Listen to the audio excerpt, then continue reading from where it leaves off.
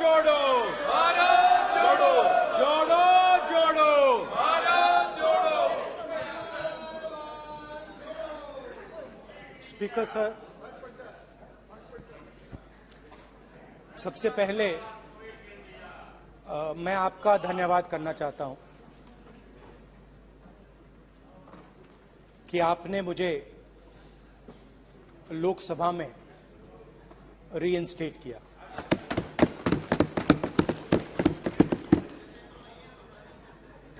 और पिछली बार जब मैं बोला तो शायद मैंने आपको थोड़ा कष्ट भी पहुंचाया, क्योंकि मैंने इतनी जोरों से अदानी जी पे फोकस किया कि जो आपके सीनियर नेता हैं शायद उनको थोड़ा कष्ट हुआ। तो वो जो उनको कष्ट हुआ,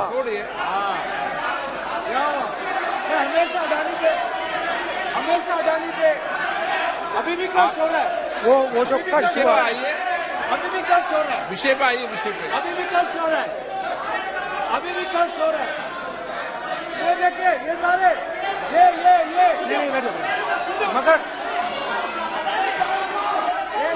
मगर सुनिए ये है। तो वो जो कष्ट हुआ 1 2 3 4 5 उसका असर शायद आप पे भी थोड़ा हुआ। तो इसके लिए मैं आपसे माफी मांगता हूं, मगर मैंने सिर्फ सच्चाई रखी थी। मगर आज जो मेरे बीजेपी के मित्र हैं, आज आपको डरने की जरूरत नहीं है, डरो मत, क्योंकि आज जो मेरा भाषण है, डरो मत, और आप डरो मत, डरो मत, डरो मत, डरो मत।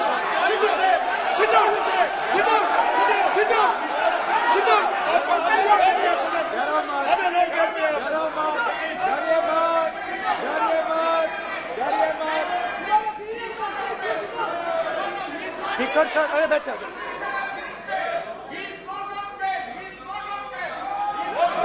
ब्रदर। तो आज कोई घबराने की जरूरत नहीं है। आज मैं अपना मेन जो भाषण है वो अदानी जी पे नहीं बोलने जा रहा हूं। आप छोड़िए, तो आप रिलैक्स कर सकते हैं, आप शांत रह सकते हैं, क्योंकि मेरा भाषण आज दूसरी डायरेक्शन में जा रहा है।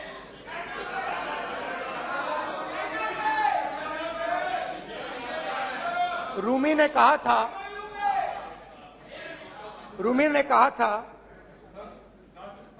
जो शब्द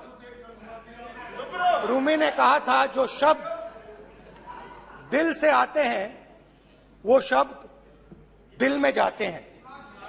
तो आज मैं दिमाग से नहीं बोलना चाह रहा हूं, मैं दिल से बोलना चाहता हूं।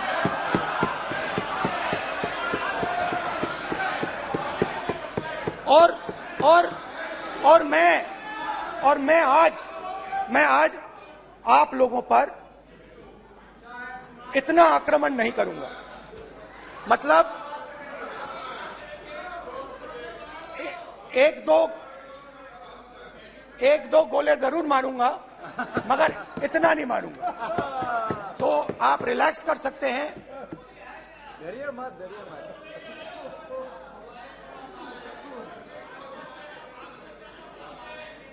अरे रक्षा मंत्री जी आज संभाल लेंगे आप लोग।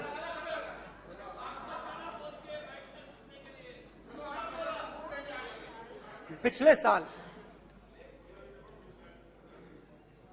130 दिन के लिए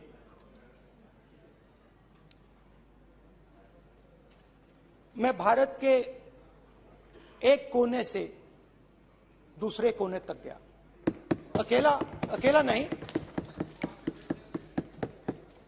बहुत सारे लोगों के साथ।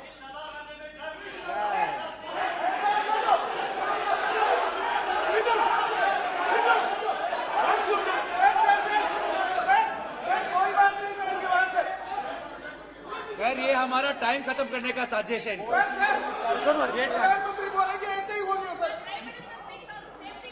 सारे समाज निकल जाए। समुद्र अधीर अधीर अधीर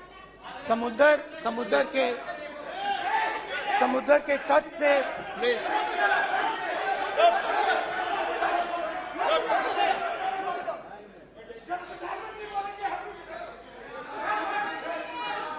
माननीय सदस्य प्लीज प्लीज ऐसे धमकाने का बात की मत बोलो यहाँ पे। बोलिए हाँ प्लीज। मैं समुद्र के तट से कश्मीर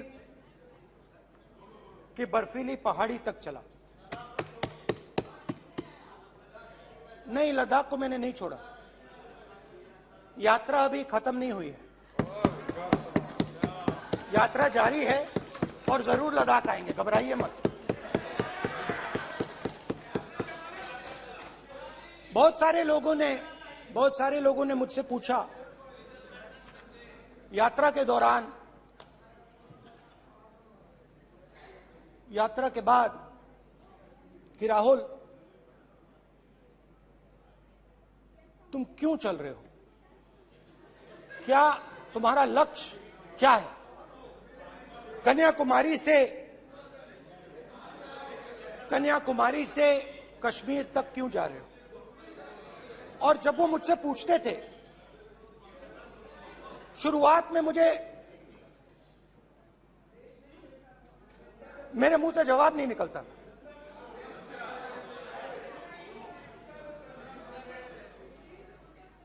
शायद मुझे ही नहीं मालूम था कि मैंने ये यात्रा क्यों शुरू की। जब मैं कन्याकुमारी से शुरू हुआ, मैं सोच रहा था मैं हिंदुस्तान को देखना चाहता हूं, समझना चाहता हूं, लोगों के बीच में जाना चाहता हूं, मगर गहराई से मुझे मालूम नहीं था।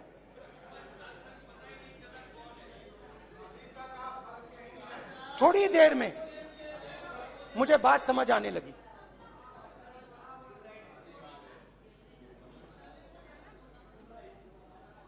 जिस चीज से मुझे प्यार था, जिस चीज के लिए मैं मरने को तैयार हूं, जिस चीज के लिए मैं मोदी जी की जेलों में जाने को तैयार हूं, जिस चीज के लिए मैंने 10 साल हर रोज गाली खाई, उस चीज को मैं समझना चाहता था। ये है क्या जिसने मेरे दिल को इतनी। भाई आप रनिंग कमेंट्री बंद करो नहीं तो हम भी चालू करेंगे। सुनने का धैर्य रखो। जिस चीज ने मेरे दिल को इतनी मजबूती से पकड़ रखा था, उसको मैं समझना चाहता। शुरुआत में जैसे मैंने शुरू किया, सालों से मैं हर रोज 8-10 किलोमीटर दौड़ता हूं, तो मेरे दिमाग में था कि अगर मैं 10 किलोमीटर दौड़ सकता हूं तो 25 किलोमीटर चलने का क्या मतलब, कोई बड़ी बात नहीं। ये मैंने सोचा था। आज मैं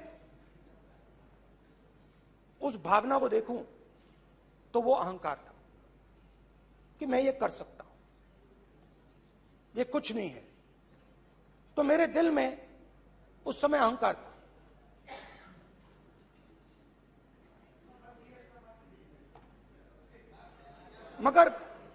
मगर भारत अहंकार को एकदम मिटा देता है, 1 सेकंड में मिटा देता है। तो हुआ क्या, 2-3 दिन में मेरे घुटने में दर्द शुरू हो गया। पुरानी इंजरी थी और जबरदस्त दर्द। हर रोज मैं उठूं, और मेरे घुटने में दर्द, हर कदम में दर्द। तो पहले 2-3 दिनों में जो अहंकार था, जो मतलब भेड़िया जो निकला था, वो चींटी बन गई एकदम।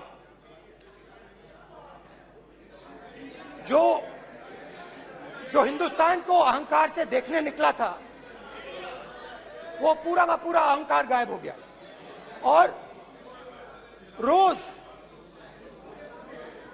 मैं डर डर के चलूं कि क्या मैं कल चल पाऊंगा। ये मेरे दिल में डर था। और जब भी ये डर बढ़ता था, कहीं ना कहीं से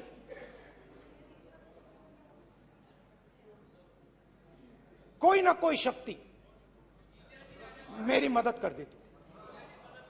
एक दिन मैं सह नहीं पा रहा था, एक छोटी सी लड़की आती है, मुझे चिट्ठी दे देती। मैंने चिट्ठी खोली, 8 साल की थी, उसमें लिखा था, Rahul, I am walking with you, don't worry. उसने मेरे पैर में चोट देखी और उसने अपनी शक्ति मुझे दे दी। सिर्फ उसने नहीं, लाखों लोग ने। और शुरुआत में जब मैं चल रहा था, कोई किसान आता था, मैं एकदम पहले उसको अपनी बात बताता था कि आपको ये करना चाहिए, आपको इस प्रकार से काम करना चाहिए। मगर इतने लोग आए, हजारों लोग आए, कि थोड़ी देर में मैं बोल नहीं पाया।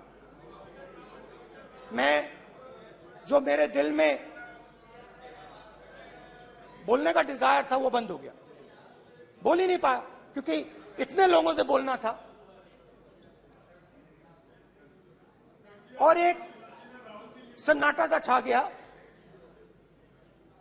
भीड़ की आवाज थी, भारत जोड़ो, भारत जोड़ो, भारत जोड़ो। और जो मेरे से बात करता था, उसकी आवाज में सुनता गया।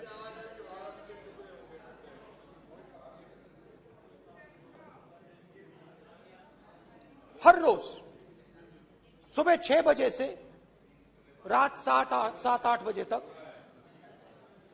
आम आदमी, गरीब, अमीर, बिजनेसमैन, किसान, मजदूर, सबकी आवाज।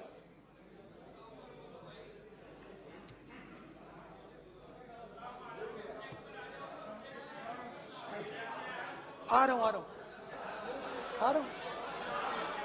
आप कल से रुके, अब थोड़ा और रुक लो, 5-10 मिनट रुक जाओ। तो ये चलता गया, मैं बात सुनता गया। और फिर मेरे पास एक किसान आया, और किसान ने हाथ में रुई पकड़ी हुई थी, और उसने मुझे कहा, अध्यक्ष महोदय, उसने मुझे कहा, मेरी आंख में देखकर उसने मुझे अपना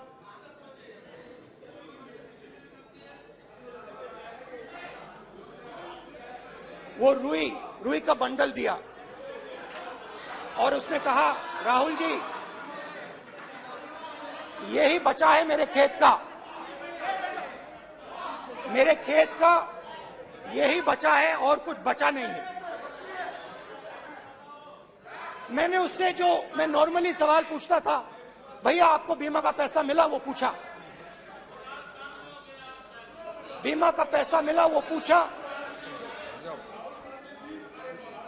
और किसान ने मेरा हाथ पकड़ा। किसान मुझे कहता है कि नहीं राहुल जी, मुझे बीमा का पैसा नहीं मिला, हिंदुस्तान के बड़े उद्योगपतियों ने वो मुझसे छीन लिया।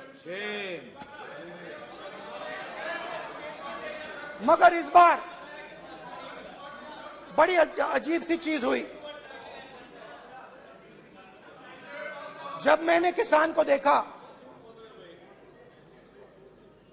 और वो मुझसे बोल रहा था, तो जो उसके दिल में दर्द था वो मेरे दिल में आया। जो उसके आंखों में शर्म थी जब वो अपनी बीवी से बात करता था, वो शर्म मेरी आंखों में आई। जब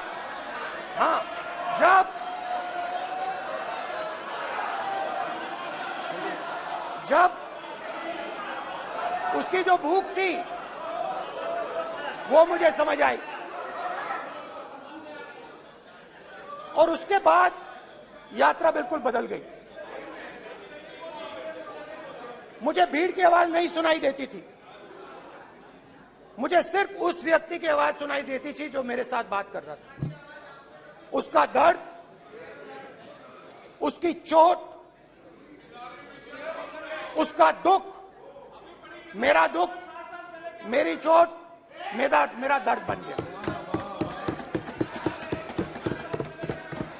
समझने की कोशिश करो।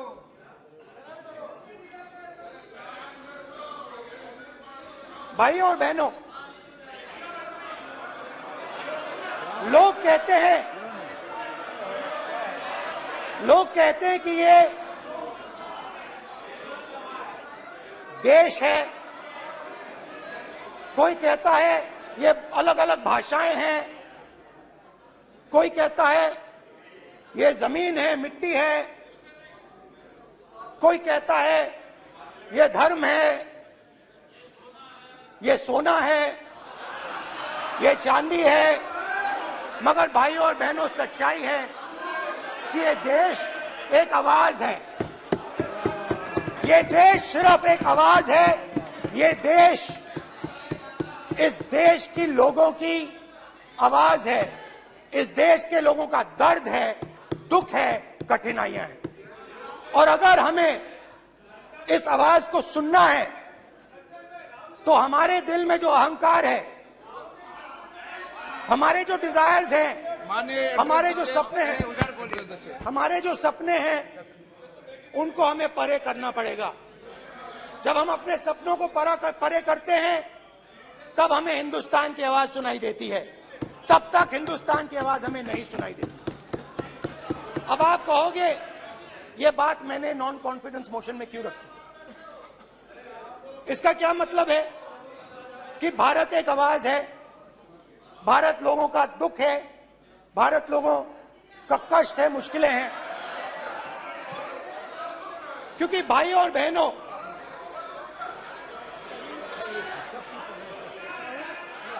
अध्यक्ष महोदय, अब पूरा सूद समेत जवाब तुमको मिलेगा। फिर पूरा सूद समेत जवाब देंगे सर। फिर आप हमें मत रोकेगा सर। अध्यक्ष महोदय, फिर आप हमें मत रोकेगा सर। आप हमें मत रोकेगा। फिर आप हमें मत रोकेगा। आप हमें मत रोकेगा। फिर आप हमको मत रोकेगा सर। हम सब देख रहे हैं, सब सुन रहे हैं, आप हमको फिर मत रोकेगा सर। तो स्पीकर सर, भारत एक आवाज है। भारत इस देश के सब लोगों की आवाज है। और अगर हम उस आवाज को सुनना चाहते हैं, हमें अहंकार को, नफरत को मिटाना पड़ेगा। स्पीकर सर, कुछ ही दिन पहले मैं मणिपुर गया। हमारे प्रधानमंत्री नहीं गए, आज तक नहीं गए, क्योंकि उनके लिए मणिपुर हिंदुस्तान नहीं है।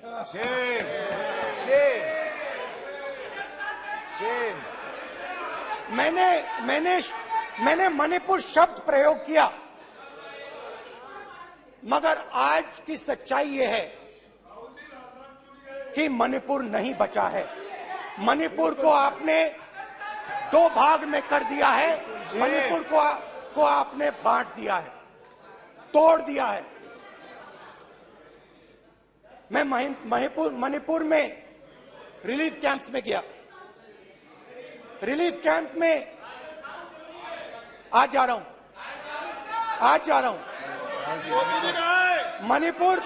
मणिपुर में रिलीफ कैंप में मैंने महिलाओं से बात की। ठीक है सर, अब हम मत रोकेंगे। It's not fair. आप हमको मत रोकेंगे। You tolerate this all this. Sir, Don't allow this. पूरा टाइम देंगे Don't सर। sit down. पूरा टाइम देंगे। Yeah. Why all this hooligan? कल देखेंगे। बात नहीं करेंगे सर, प्रधानमंत्री की बात नहीं करेंगे सर ऐसे।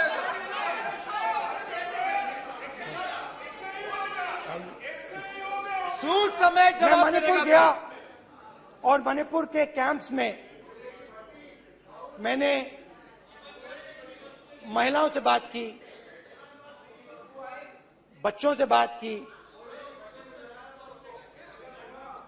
जो हमारे प्रधानमंत्री जी ने आज तक नहीं किया। एक महिला मुझे कहती है, मैंने उनसे पूछा, बहन क्या हुआ आपके साथ? What's this? ऐसा होगा सर, एक एक मंत्री बोल रहे हैं। कल आप बोले एक एक मंत्री खड़े होके बोल रहे हैं। एक एक मंत्री खड़े होके ऐसे कर रहे हैं। एक एक मंत्री खड़े होंगे तो पूरे सांसद खड़े होंगे यहाँ पे, पूरे सांसद खड़े होंगे यहाँ पे। बैठे नहीं है चुपचाप करिए। पूरे सब खड़े होंगे, पूरे सब खड़े होंगे। कल कांग्रेस पार्टी ने पूरा देश खड़ा होगा आपके खिलाफ। तो पूरा देश कल आपके खिलाफ खड़ा होगा। मैं बहुत सारी महिलाओं से बात किया, मगर मैं आपको दो उदाहरण देना चाहता हूं। एक महिला मुझे कहती है, मैंने कहा क्या हुआ तुम्हारे साथ? कहती है, मेरा छोटा सा बेटा, महिला का सम्मान करें प्लीज। ये सम्मान एक ही बच्चा था मेरा, कोई शर्म कर लो गल मारी। एक ही बच्चा था मेरा, मेरे सामने, मेरे आंखों के सामने उसको गोली मारी है। मैं पूरी रात, आप सोचिए, आप अपने बेटे के बारे में, बेटों के बारे में सोचिए, मैं पूरी रात उसकी लाश के साथ लेटी रही। झूठ नहीं, झूठ आप बोलते हो, झूठ मैं नहीं बोलता हूं। मैं पूरी रात उसकी लाश के साथ लेटी रही और फिर मुझे डर लगा, मैंने अपना घर छोड़ दिया, जो भी मेरे पास था वो मैंने छोड़ दिया। मैंने उनसे पूछा, कुछ तो लाई होगी? कहती है, नहीं, सिर्फ मेरे जो कपड़े हैं ये मेरे पास हैं। और फिर इधर उधर ढूंढती है और एक फोटो निकालती है और मुझे कहती है, यही मेरे पास अब बची है।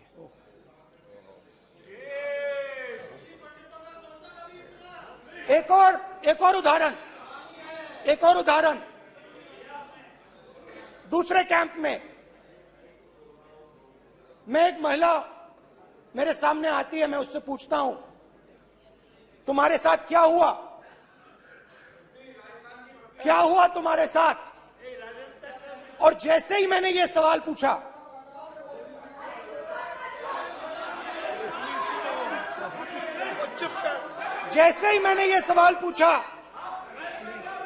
आप महिला का दर्द नहीं सुन सकते?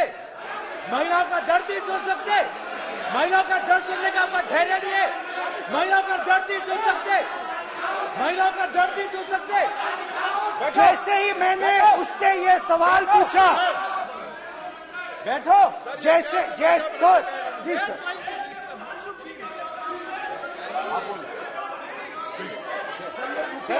शर्म करिए। जैसे ही मैंने उससे सवाल पूछा, तुम्हारे साथ क्या हुआ, शर्म नहीं है तेरे को? वैसे ही 1 सेकंड में वो कांपने लगी। उसने अपने दिमाग में वो दृश्य देखा और वो बेहोश हो गई मेरे सामने। कांपती हुई बेहोश हो गई। तो ये मैंने आपको सिर्फ 2 उदाहरण दिए हैं। स्पीकर सर, इन्होंने मणिपुर में हिंदुस्तान की हत्या की है, सिर्फ मणिपुर की नहीं, हिंदुस्तान की हत्या की है। इनकी राजनीति ने मणिपुर को नहीं, हिंदुस्तान को मणिपुर में मारा है। हिंदुस्तान को कत्ल किया है, हिंदुस्तान का मर्डर किया है मणिपुर में।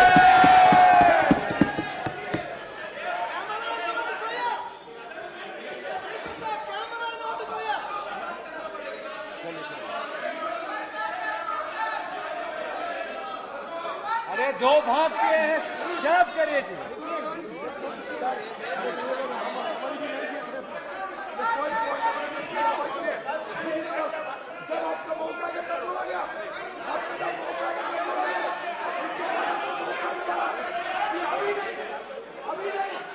मैं माननीय सभी सदस्यों से कहूंगा शांति रखें, प्लीज प्लीज। मणिपुर, हाँ क्या बोल रहे हैं? अब बोलिए। एक अरे भाई क्या बात है?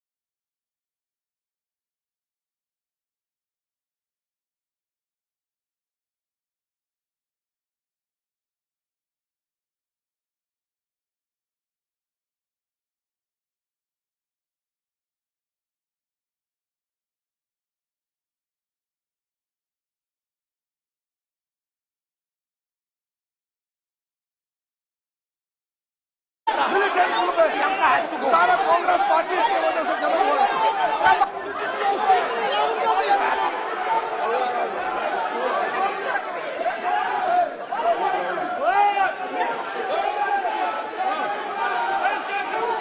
ओके, बैक आजा,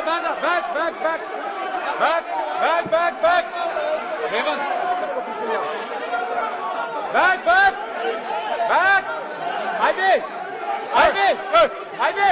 हाईवे हो गया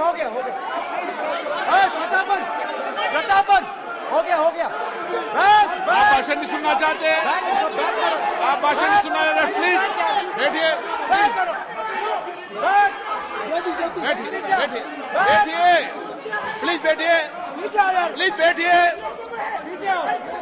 प्लीज बैठिए। चलिए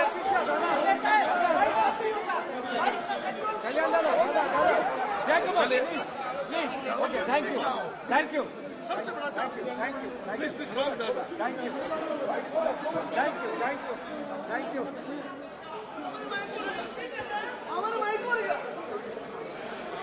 एक मिनट बैठिए, एक मिनट प्लीज बैठिए, please Baluji, please Baluji, please एक मिनट प्लीज बैठिए। माननीय सदस्यगण, ऐसे नहीं सकते। जिस तरीके का व्यवहार आप टेबल पर आकर कर रहे हैं, इस तरीके से सदन नहीं चलेगा। ये तरीका ठीक नहीं है। जब मैंने किसी को कहा है तो कहा है, ऐसे सदन नहीं चलेगा। आप सदन नहीं चलाना चाहते, अलग बात है। अब अपनी बात कहिए, गलत तरीका ये। नो, ऐसे सदन चलने वाला नहीं है। जो माननीय सदस्य टेबल पर आए उनके खिलाफ कार्रवाई होगी। प्लीज बैठिए, आप भी बैठिए। माननीय मंत्री जी, भारत प्लीज बैठिए। भारत सदन है, माता, प्लीज बैठिए, भारत माता, प्लीज बैठिए। Please brother. मैं बहुत शांति से सुन रहा हूं, इसका तरीका ये नहीं है उचित हो कि आप टेबल पर आए। नहीं, गलत तरीका ये। आप जैसे मैंने अपने- माननीय सर प्लीज जैसे मैंने, प्लीज ब्रदर, प्लीज भैया पानी लो। जैसे मैंने भाषण के शुरुआत में बोला, भारत एक आवाज है, भारत हमारी जनता की आवाज है, दिल की आवाज है। उस आवाज की हत्या आपने मणिपुर में की। इसका मतलब भारत माता की हत्या आपने मणिपुर में की।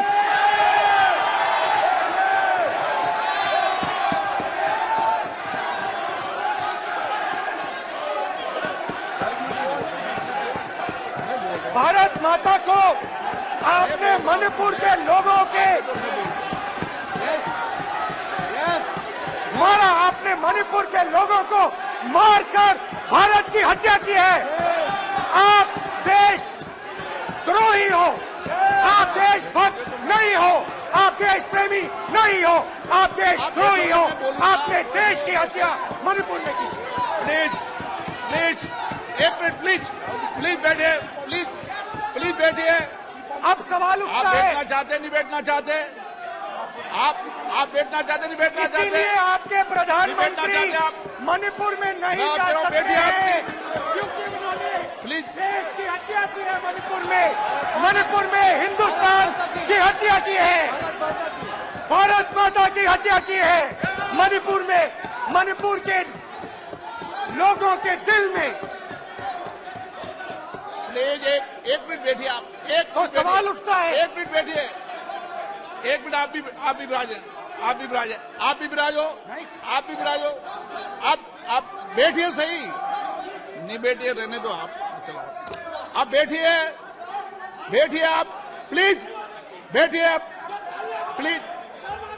आप बोल रहे फिर आप भारत माता के रखवाले नहीं एक हो, मिनट माननीय सर। आप भारत माता के हत्यारे हो। प्लीज माननीय सदस्य, प्लीज माननीय सदस्य, प्लीज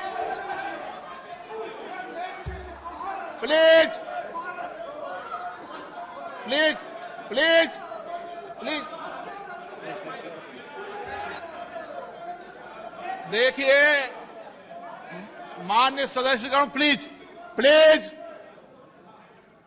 माननीय सदस्यगण, भारत मां हमारी मां है।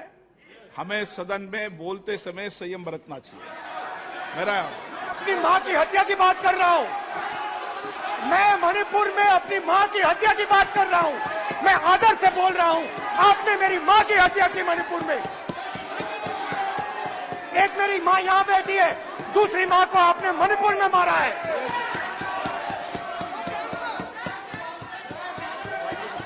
और हर रोज जब तक आप हिंसा को बंद नहीं करोगे, तब तक आप मेरी मां की हत्या कर रहे हो। हिंदुस्तान की सेना मणिपुर में एक दिन में शांति ला सकती है। हिंदुस्तान की सेना का प्रयोग नहीं कर रहे हो, क्योंकि आप हिंदुस्तान को मणिपुर में मारना चाहते हो।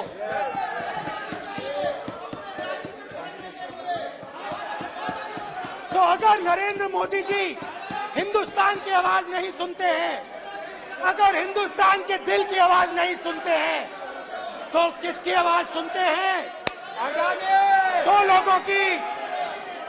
दो लोगों की आवाज सुनते हैं। इसकी आवाज सुनते हैं, इसकी आवाज सुनते हैं, माननीय सदस्य, और इसलिए सुनते हैं। नो ये गलत तरीका। माननीय सदस्य, देख लीजिए गलत तरीका है। अडानी जी के लिए मोदी जी ने क्या काम किया है। देख लीजिए, ये पहले आप और ये बाद में। गलत तरीका आपका।